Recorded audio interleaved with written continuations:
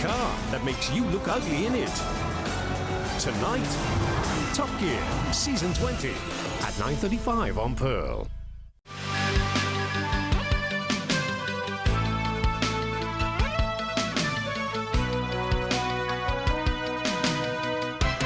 And welcome back to TVB News. Conservation groups say illegal agarwood logging has wiped out more than 1,000 endangered trees over the past 4 years.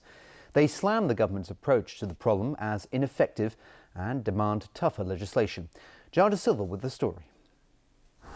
A popular destination for nature lovers, the Tai Po Khao Nature Reserve is becoming the place of choice for a different crowd, illegal loggers. And judging from the opinions of those who usually go hiking there, the problem is becoming increasingly serious. This hiker estimates that 50 trees along this path, plus 60 others in Lukang and Bright's Pool, have become victims of illegal logging. She added that she has filed complaints with the Agriculture, Fisheries and Conservation Department, but added that the department usually limits itself to referring the issue to the police. In their rush for agarwood, a valuable and fragrant type of wood, illegal loggers have mainly targeted Aquilaria sinensis trees in the new territories Lantau Island and Lama Island. Commonly known as the incense tree, this species is listed as a Category 2 protected wild plant in the mainland, which cannot be illegally traded. In Hong Kong, logging these trees is a criminal offence. Conservationists told lawmakers today that in the past 4 years, more than 1,000 such trees, some of them centuries old, have been chopped down. They believe measures adopted by environmental and law enforcement departments in Hong Kong have proven ineffective, and they are calling for stricter legislation. Ho Pui Han, chairwoman of the Association for Tai O Environment and Development, says villagers on Lama Island have taken matters into their own hands and taken turns as they stand guard by the trees. She claims police and other official bodies do not attach importance to the conservation of the Aquilaria tree, a species of great historical, cultural and economic importance for Hong Kong. Ho says she's trying to meet with the Secretary for the Environment to draw attention to the problem. Jada Silva, TVB News. The government has given the green light for the construction of a giant Ferris wheel along the central harbourfront. The new landmark is expected to be completed as early as September this year. Rachel Lowe with details. A new Hong Kong landmark is set to open as early as this fall. The proposed 20-story high observation wheel will be located on a plot of land in front of Central Piers 9 and 10. The site is approximately 9,600 square meters. From 60 meters high, people will be able to enjoy the city's famous skyscrapers along the Victoria Harbour. But the breathtaking view will come with a price. Each ride will be $100 for adults and $70 for children. The wheel will have 42 gondolas, each carrying 8 to 10 passengers. Swiss AEX has been granted the right to operate the wheel, and they say they expect about 1 million passengers each year. The company stressed the Ferris wheel will be built to the highest standards, and that factors such as Hong Kong's typhoon-prone weather would also be under consideration. Hong Kong, as we know, has very extreme weather conditions. It has super typhoons and typhoons.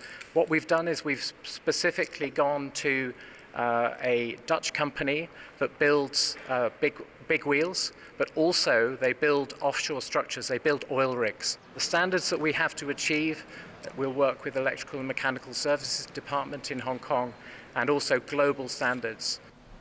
Also today, the Harbourfront Commission expressed hope the government would develop the area around the Ferris wheel to enhance the experience for potential visitors. Rachel Ling, TVB News. The High Court today rejected 2 legislators' appeal against their convictions for unlawful assembly in connection with a July 1st protest march 3 years ago. But the judge overturned the suspended jail sentences passed on Albert Chan and Wong Yuk Man by a lower court and fined them $4,800 each instead. Vicky Kung has more details. Legislators Albert Chan and Wong Yuk Man appealed against their convictions for unlawful assembly. The High Court rejected their appeal, but Mr. Justice Derek Pang overturned suspended jail sentences handed down by Eastern Court Magistrate Joseph To last year. Instead, the two were fined $4,800 each. The High Court judge ruled that the original sentences were too harsh and noted that both Chen and Wong had no previous convictions for unlawful assembly. Mr. Justice Pang also said the magistrate had overemphasized the actual danger posed by the illegal protests involved.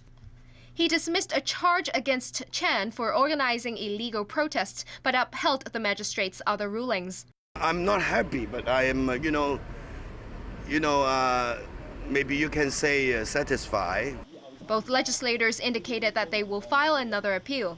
Wong said they had received a letter of no objection from the police and the protest march did not deviate from the specified route.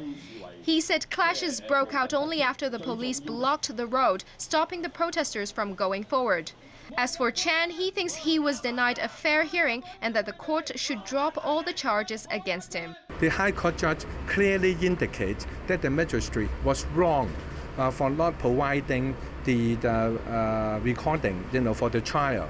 Chen and Wong were accused of leading protesters who tried to break through a police line on Garden Road in Central on July 1, 2011. The confrontation paralyzed traffic on parts of Hong Kong Island for a few hours. Vicky Kong, TVB News. All right, Tony, over to you for sports. That's right, and we've got more NBA playoff action as we approach the NBA Finals. Everything's getting really exciting. The Indiana Pacers defeated the Miami Heat to snatch Game 1 in their Eastern Conference Finals series. As Jameson Wong shows us, the Pacers came out with all guns blazing against the two-time defending champs. The Pacers were hot at home against the Heat, jumping out to an early lead. George Hill from distance, Indiana on target with 6 of their first 7 three-pointers. LeBron James kept his team in at 2 of his 25 points. He also had 10 boards. Pacers led by 10 at the break. Center Roy Hibbert apparently over his late season early playoff funk. He had 19 and 9. Indiana led by as many as 19 points in the second half. The final score 107-96. Paul George led 6 Pacers in double figures with 24 points. The series stays in Indianapolis for Game 2 on Tuesday. Jameson Wong, TVB News. On to tennis now. Novak Djokovic overcame a slow start to defeat rival Rafa Nadal and win the Italian Open. Djokovic dropped the opening set 6-4 on the Rome clay, but he rebounded to take the next 2 sets 6-3 and 6-3. It was the 41st meeting with the Serb and Spaniard. Nadal still owns a 22-19 advantage. Djokovic has won the last 4 meetings to close the gap in their rivalry. This year's second Grand Slam, the French Open, begins on Sunday. As for the women, it's Serena Williams and the rest. The American routed home favourite Sara Errani in straight sets to retain the title. The scores were 6-3 and 6-love. She improved her record on clay to 53-2 since 2012. Williams is the overwhelming favourite at Roland Garros, where she is the defending champion, and many pundits expect her to add to her major total of 18. That would give her 1 more Grand Slam than the men's record holder, Roger Federer. To MotoGP now, and Marc Marquez made it 5 of 5 to open the season. Marquez came back from 10th place to catch and pass legend Valentino Rossi and take the checkered flag at the French Grand Prix. The 21-year-old Spaniard is the first rider since 1972 to win the first 5 races of the season. Marquez leads the Drivers' Championship by 42 points over compatriot Dani Pedrosa. Rossi, a 7-time world champion, is 2 points further back. And that's the news for tonight. Thanks for watching. Good night.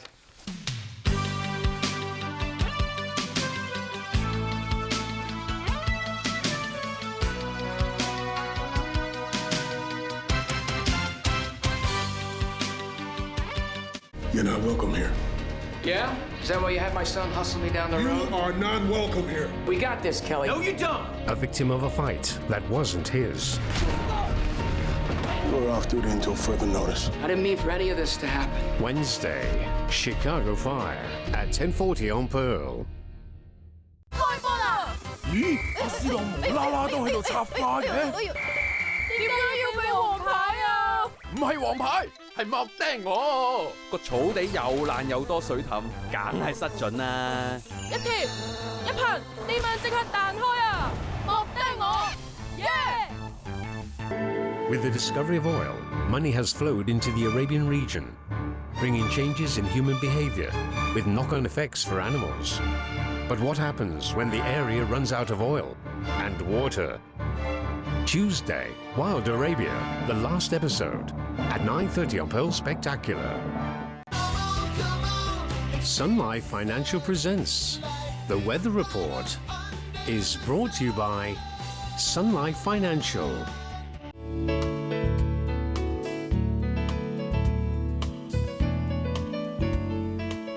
Good evening. It was mainly cloudy with a few showers today. Taking a look at tonight's situation chart, a southwesterly airstream continued to affect the coast of Guangdong. And up to 5 p.m., today's temperatures range from 28 to 32 degrees, and the current temperature is now standing at 29 degrees Celsius. A trace of rain has been recorded since midnight, and the thunderstorm warning is now in force. So, Freddie, how's the weather tomorrow?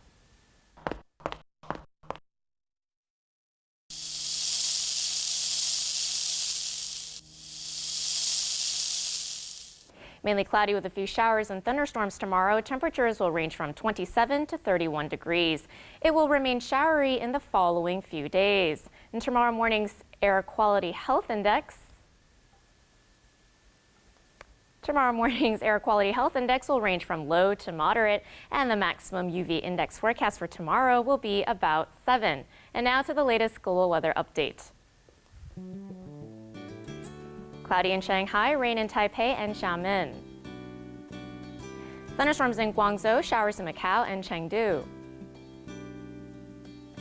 Sunny in Beijing, cloudy in Seoul and Tokyo. Thunderstorms in Bangkok and Manila, showers in Ho Chi Minh City. Showers in Kuala Lumpur and Jakarta, thunderstorms in Singapore.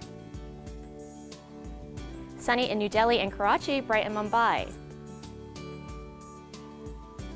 Cloudy in Cairo, showers in Nairobi. Showers in Brisbane and Melbourne, bright in Sydney and Auckland. Cloudy in Toronto, thunderstorms in New York. Showers in Vancouver, bright in San Francisco. Showers in London, thunderstorms in Amsterdam, sunny in Zurich. And that's the weather. Have a lovely evening.